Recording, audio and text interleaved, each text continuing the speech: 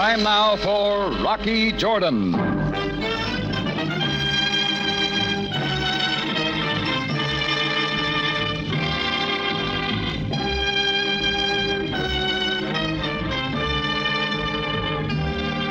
Not far from the Mosque Sultan Hassan in Cairo stands the Cafe Tambourine, run by Rocky Jordan. The Cafe Tambourine, crowded with forgotten men, alive with the babble of many languages. For this is Cairo, where modern adventure and intrigue unfold against a backdrop of antiquity. Tonight's story, The Broken Wing.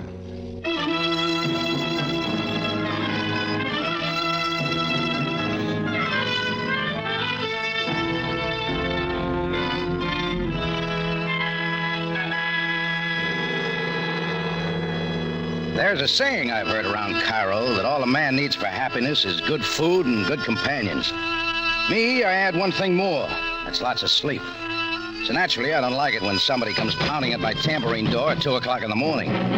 But that's what happened. And the pounding got wilder and wilder. So I finally got up, put on my shoes and a robe, and went down the balcony steps into the cafe. Mr. Jordan! I beg you! Open the door! All right, cut out the noise. I'm coming. Please, Mr. Jordan, make haste! I switched on the front light. Through the door glass, I could make out a stooped figure, gray-bearded in burnous and fez. I threw the latch, opened the door, and he bowed down, groveling at my feet. All right, look, Buster, just get up and state your business. Oh, Mr. Jordan, my true Effendi, I come to you on my knees. Ben Abram. Alwa, it is I, Ben of the once honored house of Abram. Ben Abram, you don't have to bow down to me. You should know that. Thus, I express my distress, Mr. Jordan. Well, look, if there's something wrong, tell me. My good Effendi, you will recall that when you first came to Cairo, I was able to do you a small service. Oh, you bet I remember. You stood between me and certain of your own people who want to give me trouble. Believe me, I've never forgotten it. It was not with the thought of ever asking a service in return. Sure, I knew that. I owe a great debt to you, Ben Abram. Mr. Jordan, I must entrust to you my greatest treasure for you to guard and protect. The treasure?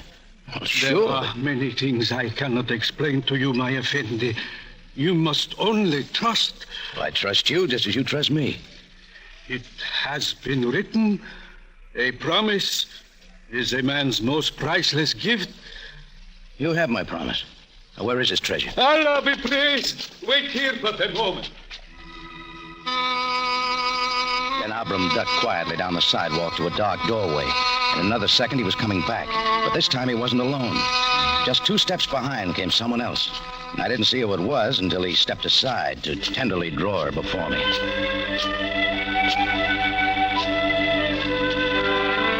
A slight but erect figure in native robes. And all I could see was her soft, dark eyes above the veil that covered her face. Mr. Jordan, my only daughter, Tarina. Your daughter? Mashallah. She is my treasure. Guard her with your life. Oh, wait a minute, Ben Abram. You can't be leaving her with me. I have no choice. It is your promise. Oh, I know I promised. Farewell, Tarina, my child. Saida, my father. I commend her to you, Mr. Jordan. Hide her quickly. Allah protect... Ben Abram, wait.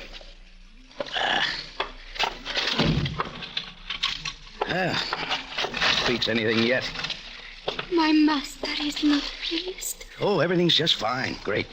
I am most happy, my master. Look, would you mind not calling me... skip it. As you wish, my master. It's just that there's no place for a girl like you. But you are here. That's just it. My father says that you will protect me. From what, Tarina? He does not permit me to tell. But in all else, I am at your command. Sure. What now? Where do you want me to sleep? Sleep? Oh, up those back steps. It's all yours. But will you not show me? That's the way you want it. Up this way. I will follow my master.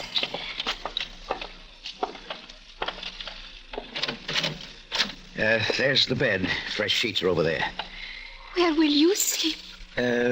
Outside, lady. Just give me time to get a few things out of here. Wait, Tarina. Yes? What happened to the veil? In her own quarters, a woman does not wear the veil. Did you not know? No. I trust my master will sleep well. Thanks.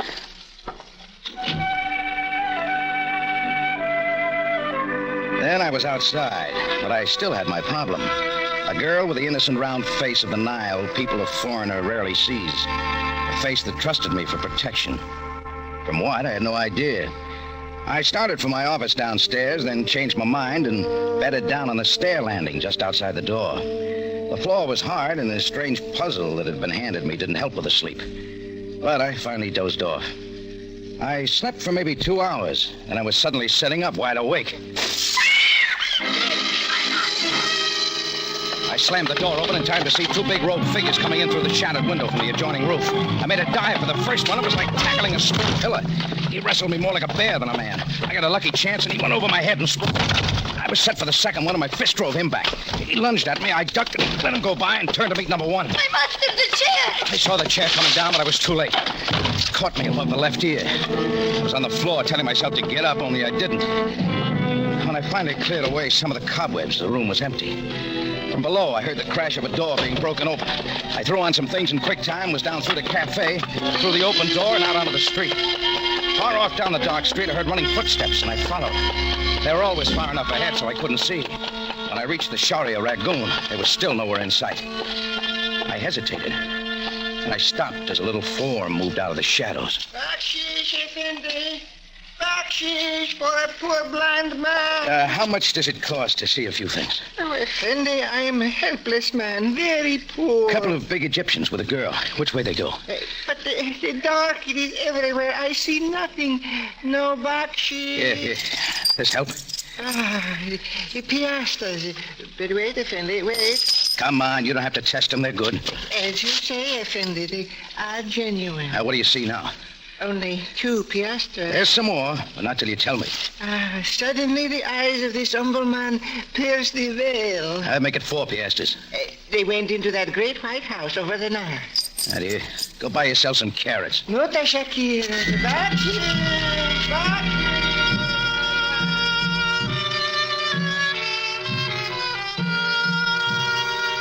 In 2 minutes more, I had reached the great house on the Nile, all white, a symbol of power in Egypt. A front gate led to the wide courtyard, and I kept going past the fountain toward the main door till 2 guards quickly moved from their posts to bar my way. The intruder will be gone. I got lots of business here. The house of Sheikh El-Had Bey sleeps. Well, let's wake him up. Back. The unbeliever is asking trouble. A lot of trouble you don't want to get mixed up in, brother. To the streets with you. It is a command. Yeah, well, I'm going the other way. Fatah, it is El-Had Bey. Who comes to disturb the quiet of my house? An Americani, master. Let him approach me.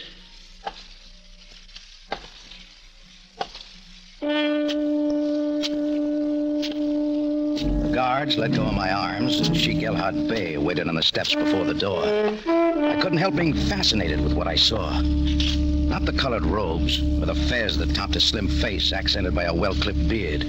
It was something perched on his shoulder, a Baza falcon, its beady eyes, hooked beak, and talons gleaming in the moonlight. By what right does an infidel come at this hour? Little case of kidnapping, El-Had Bey. What is your name? Name's Rocky Jordan. Now, where's Tarina? She is quite safe. She is of no interest to such as you. Think again. Tarina was sleeping at my cafe. Mashallah. She was brought there by her father, Ben Abram.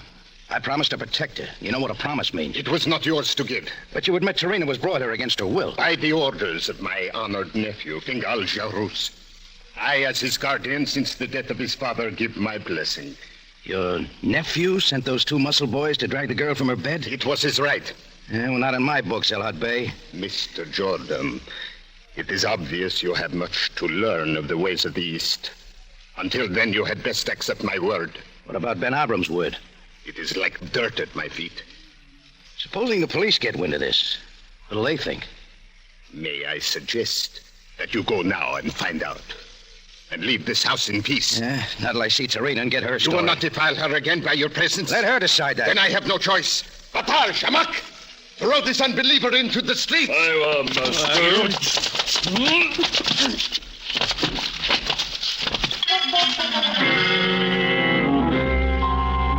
rolled over 3 times, got up and started back for the gate, till I saw the knives the guards had pulled out from somewhere. Then I knew getting to Torino right now would be about as easy as stealing the Sphinx. But it looked like the best thing I could do was to go to Ben Abram and admit I'd failed him. That took me all the way across Cairo to the East Hills. When I got to Ben Abram's house, it was empty. There was no sign of him, so I waited in the court. He finally showed up almost an hour later.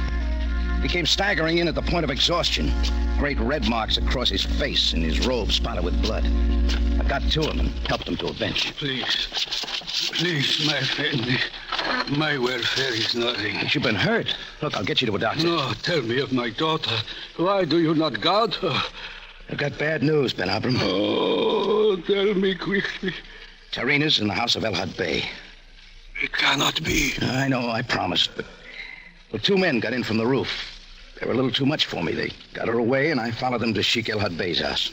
Then there is nothing more. She was taken there by orders of his nephew. El Had Bey told me he had the right. Yes, it is as he says. No man has that right. You know, I think it's time you made a few things clear. Yes, I must tell you now. Mr. Jordan, I loved my daughter more than my life. It was my desire that she marry in dignity. It has been written, an unwed daughter is like a broken wing. Sure, Abram. 3 years ago, Mr. Jordan, while Tarina was but a child, I promised her as wife to Fingal Jarous, the nephew of El Had Bey. But since then, I have learned many things about Jarous. He is a kelp, a vicious man who would bring her nothing but sorrow. I think I'm beginning to see. A few days ago, Jarous came to me demanding that I bring Tarina to him as wife. I begged him to release me from my promise, but he would not listen. Yeah, but as her father... No, Mr. Jordan. She was his by right of our law. And Fingal would not listen. He threatened to take her from me. I could not entrust her to one of my own people. That's when you brought her to my place. Yes, I was willing to face dishonor, to suffer humiliation, but my daughter must be protected from that man. What happened to me was nothing. Looks like I let you down. I am only grateful for your efforts, Mr. Jordan. No, there is no way of getting her back. But look, we can do something. No. Man's efforts are as nothing against the will of Allah. It was his decree that my promise be fulfilled.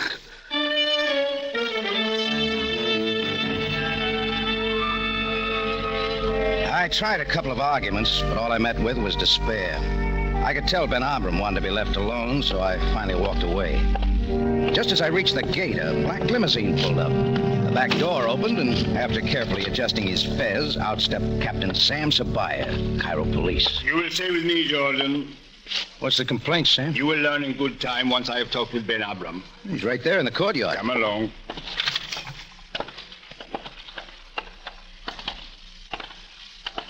Ben Abram. Bismillah, Sabaya Bey. It is with regret that I do not come as a guest of your house. Then for what purpose? To ask if you last night were in the home of Sheikh Al Had Bey. You do not answer. Supposing he was, Sam. What about it? One moment, Jordan. Ben Abram, the marks on your face as from sharp claws. How do you explain them? It is as you say. They are the marks of the falcon. I was at El Had Bey's house. With the bird, he drove me away. Okay, Sam, maybe you'll be interested to know I was there, too. I do know. Jordan, have I not warned you to keep away from such affairs as this, which do not concern you or any other foreigner? Abram entrusted Tarina to my care. To me, what has happened is kidnap. I know our ways aren't always the same. Indeed, they are not, Jordan. Look, how about getting to the point? The nephew of Al Had Bey is dead, slain by the knife. Mush Fahim. You're not accusing one of us. Perhaps that is not necessary. Wait. At what time was Fingal killed? But a short time after your daughter was brought to the house. Very well. It is best that I confess. Then I killed Fingal. Now do with me what you will.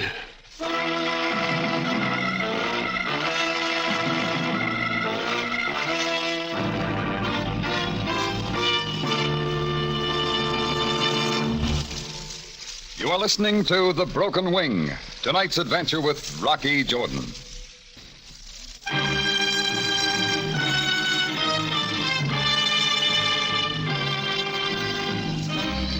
Now we return you to Cairo and tonight's adventure with Rocky Jordan, The Broken Wing.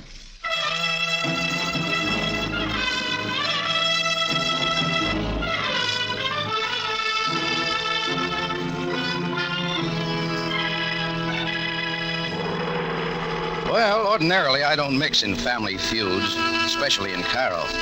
But I owed a debt to Ben Abram. When he entrusted his daughter Tarina to my protection, I had no choice. And I failed. Tarina was captured by her promised husband. And shortly after that, he was killed. When confronted with the news, Ben Abram confessed to the murder. Sam Sabaya took us to headquarters, got my story, and put Ben Abram in a cell.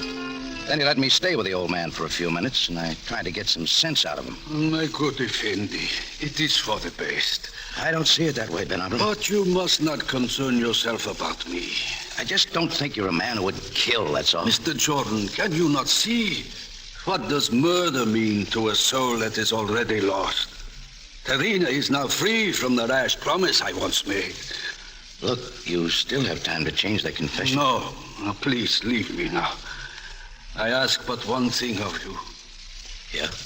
The happiness of my daughter. I leave her in your hands forever.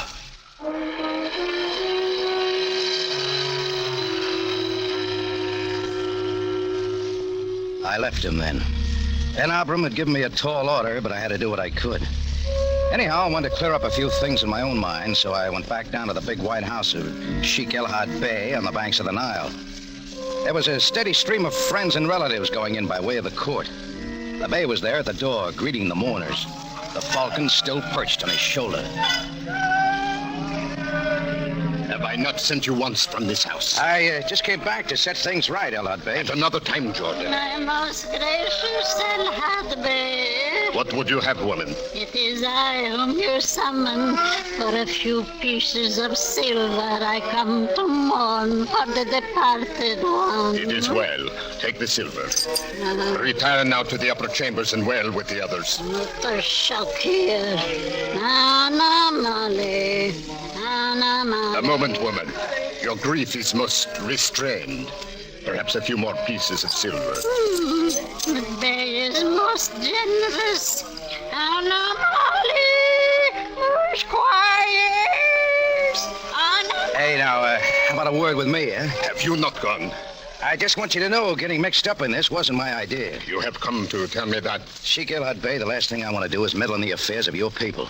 I hope you believe that. I regret very much the death of your nephew. I will make peace with you, Bismillah. Thanks. Do you mind telling me where Tarina is? She has no place in my house now. The girl is gone. Where? I do not know. I see. Oh, one thing more. I'd like to see Fingal's body. It has not been prepared for burial. As a special favor? Then I'll go. Very well. I cannot refuse. This way, please. The adjoining room. My nephew is here. The only son of my elder brother. Yeah. I pray you spend little time. A bandage on his chest. The knife was there. Do you think Ben Abram did it? By his own confession. For this outrage against my house, he also will die.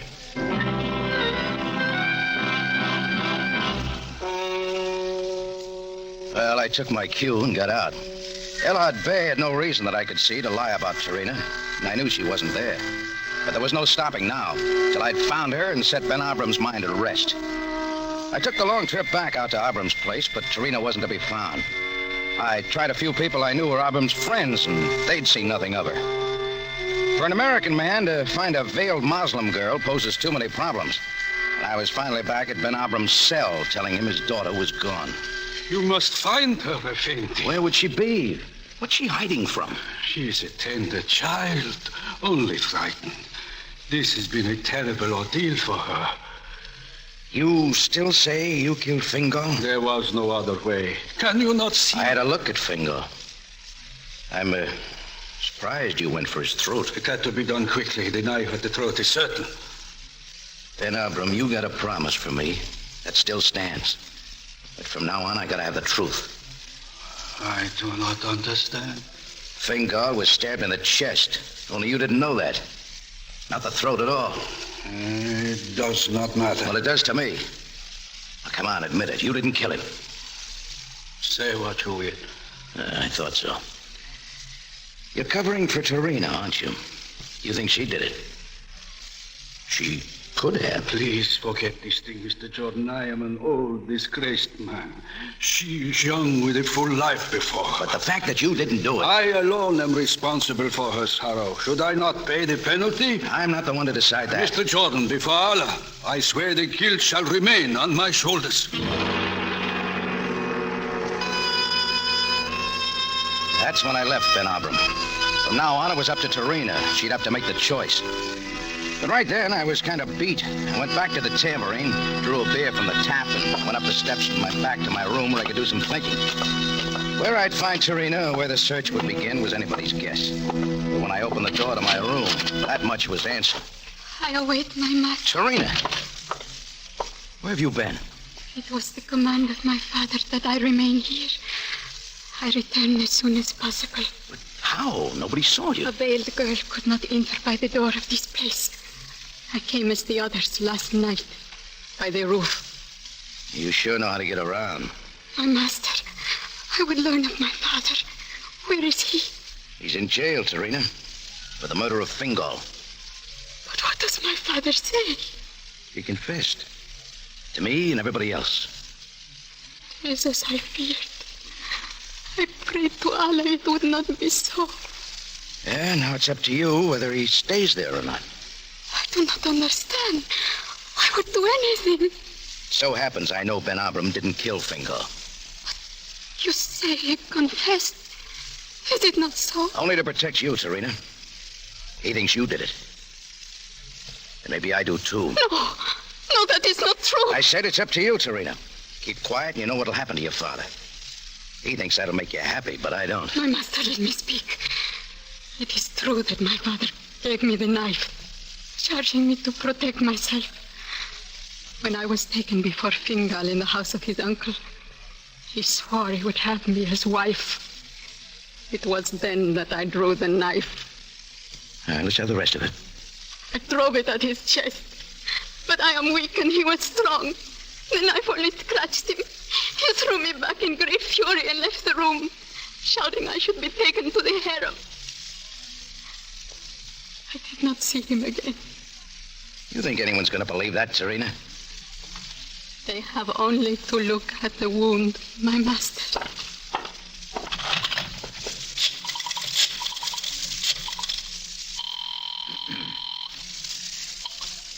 Captain Sabaya speaking. Rocky, Sam. Yes, Jordan.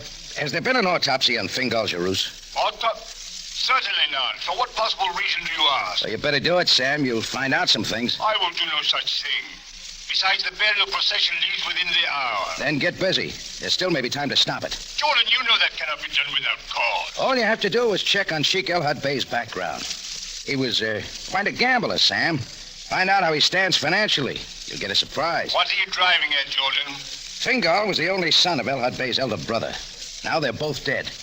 Who stands to benefit most by Fingal's death? That is of no consequence. We have the confessed murderer. But it's all wrong. Hurry, Sam. Meet me at El-Had Bey's house in 10 minutes. Jordan, you will not go to that place at such a time. Think again, Sammy. I'll see you there. What would you have me do, master? Stay right here, Tarina. Keep those pretty little fingers crossed.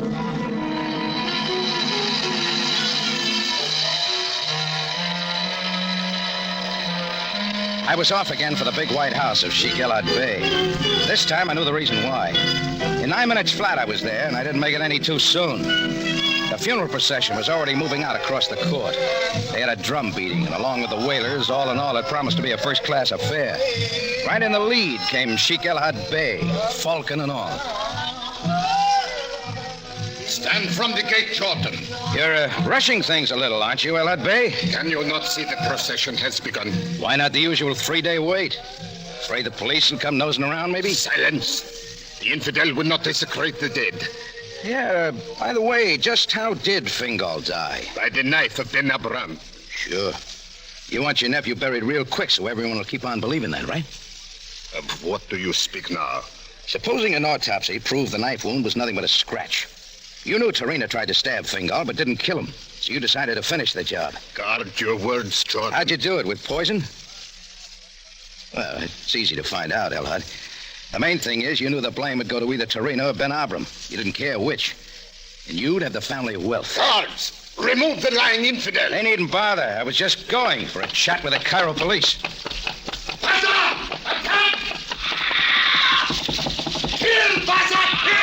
Before I could turn, the giant falcon was on me, striking with terrific power and driving me to the ground. I scrambled to my feet, shielding my face with my arms as the bird knifed in with its sharp claws. My shirt was in ribbons, my arms and head slashed in a dozen places. Now the falcon began circling and striking with its powerful wings, driving me down again. I braced myself for the third strike, but it never came.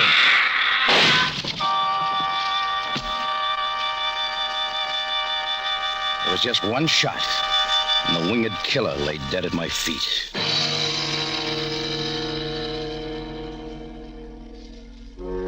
Maybe it was loss of blood, or exhaustion, or downright fear. Maybe all three. Anyhow, for a while after that, I didn't know much. It was water on my face that brought me out of it. I was lying by the fountain. The procession had vanished, except for a couple of police at the gate. I was getting personal attention from Sam Sabaya. No, lie quietly, Jordan. I will soon have the bleeding stopped. Is there anything you can't do, Sam? When one must contend with your unpredictable escapes, Jordan, much knowledge is necessary. What about Sheik Elhad? As you said, Jordan, Fingal's knife wound was superficial. The sheikh is being held pending an autopsy. Then my hunch was right. The fact that the sheikh made this bizarre attempt on your life is proof enough at the moment. What about Ben Abram? I've ordered his immediate release. Jordan, is there nothing more you wish to ask? What about? Tarina. As Ben Abram reminds me, a promise is a man's most priceless gift. What are you getting at? He says he has promised his daughter to you, Jordan. Oh, no. Not on your life. Look, you've got to talk to him. Calm yourself, Jordan. I have convinced him that you will release him from his promise. He will not have to marry the girl. Sam, why don't you mind your own business?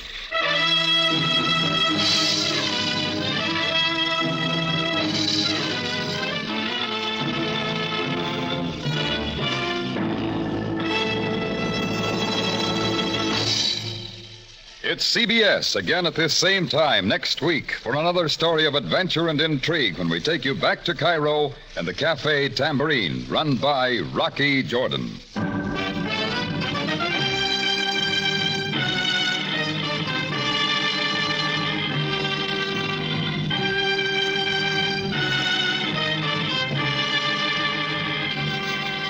Rocky Jordan, written by Gomer Cool and Larry Roman, stars Jack Moyles in the title role and was produced by Cliff Howell and directed tonight by Gordon T. Hughes, with original music by Richard Arant. Larry Thor speaking. This is CBS, the Columbia Broadcasting System.